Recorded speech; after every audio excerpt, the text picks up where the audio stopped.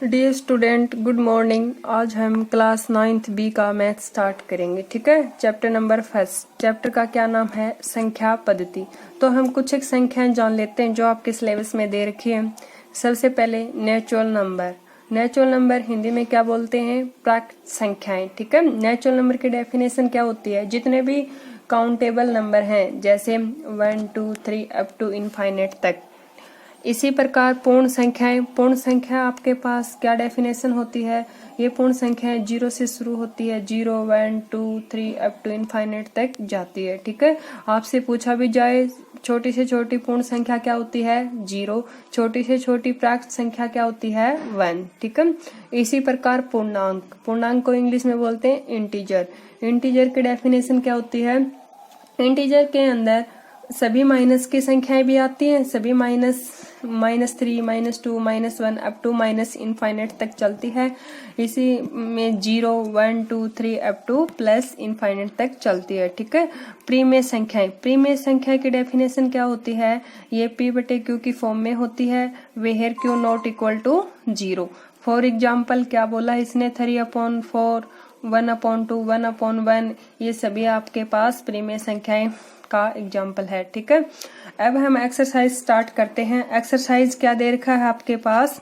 First question में, क्या 0 एक प्रीमेय संख्या है? क्या इसे आप p/q के रूप में लिख सकते हैं, जहां p और q पूर्णांक है और q नॉट इक्वल टू है 0। क्वेश्चन में पूछा है क्या 0 एक प्रीमेय संख्या है? तो हम देखते हैं। 0 क्या है? एक प्रीमेय संख्या है। क्यों?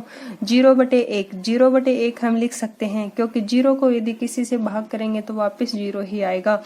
हाँ, 0 एक प्रीमेय संख्या है, क्योंकि 0 को 0/1 अर्थात p/q के रूप में लिखा जा सकता है, जहां q नॉट इक्वल टू 0। यही आपका फर्स्ट क्वेश्चन का सॉल्यूशन है। ठीक है, नेक्स्ट क्वेश्चन। नेक्स्ट क्वेश्चन में क्या बोला है? 3 और 4 के बीच में 6 प्रीमेय संख्याएं ज्ञात कीजिए। हमें 3 और 4 के बीच में 6 प्रीमेय संख्याएं ज्ञात करेंगे। ठीक है, प्रीमेय संख्याएं हम कैसे निकालते हैं? दो नंबरों के बीच, उन दोनों नंबरों का सबसे पहले हम जो आपके पास हंस बटे हर भिन्न होती है, हर को सेम बना लेते हैं। ठीक है, चाहे हंस को सेम बना लो, आपकी इच्छा। तो 3 के नीचे कुछ नहीं है तो क्या है? 1। 3/1 4/1। अब आप बोलोगे एक तो सेम है, बट इनके बीच में प्रीमेय संख्याएं लाई नहीं कर रही हैं। ठीक है, तो आपके पास क्या हो जाएगा? हम इसको 10 से ऊपर मल्टीप्लाई कर देते हैं, 10 को नीचे मल्टीप्लाई कर देते हैं। तो 3 गुणा 10 बटे 1 गुणा 10 क्या आ गया? 30/10। इसी प्रकार 4/1 है, इसका जो हर है इसको भी हम अब क्या बनाएंगे? 10। तो 10 को हर से गुणा कर देंगे, 10 को हन से गुणा कर देंगे। क्या हो जाएगा? 4 गुणा 1 4 गुणा 10 बटे 1/10 क्या आ गया? 40/10। अब इनके बीच की जितनी भी संख्याएं हैं उनको आप लिख दो। तो 30 40 के बीच में कितनी संख्याएं आती हैं? लिख दो आप, क्योंकि है तो इन दोनों का क्या है? सेम। तो 30 के बाद क्या आता है? 31/10, 32/10, 33, 34/10, 35/10, 36/10 अप टू 39/10। ठीक है, ये सभी आपके पास 3 और 4 के बीच की प्रीमेय संख्याएं हैं। ठीक है, यही आपके पास सेकंड क्वेश्चन का सॉल्यूशन। थर्ड क्वेश्चन में क्या दे रखा है? 3/5 और 4/5 के बीच 5 प्रीमेय संख्याएं ज्ञात कीजिए। ये भी सेम क्वेश्चन है। देखो, इन दोनों का सबसे पहले तो हर क्या दे रखा है? सेम दे रखा है, तो इसको हर तो सेम दे रखा है। अब देखो ऊपर वाले 3 और 4, इन दोनों के बीच में तो प्रीमेय संख्या लाई नहीं कर रही है। तो सबसे पहले हम क्या करेंगे? किसी अदर नंबर से मल्टीप्लाई करेंगे, ताकि इनके बीच में कुछ एक संख्याएं आ जाएं। कितनी चाहिए हमें? 5। तो हमने वैसे ही 10 से मल्टीप्लाई करके देखा, 10 से हंस को, 10 से हर को, क्या हुआ? 30/50। इसी प्रकार इसको 10 से क्यों किया? ताकि इन दोनों का जो डिनोमिनेटर है वो सेम हो जाए। तो क्या हो गया? 40/50। अब देखो, इन दोनों का जो डिनोमिनेटर है वो दोनों का क्या है? सेम है। तो ऊपर वाली संख्याएं 30 और 40 के बीच में जितनी भी संख्याएं आती हैं उनको लिख दो। 31/50, 32/50, 32/50, 33/50, 34/50, 35/50, 36/50 अप टू 39/50। ठीक है, ये सभी आपके पास इन दोनों संख्याओं के बीच में प्रीमेय संख्याएं हैं।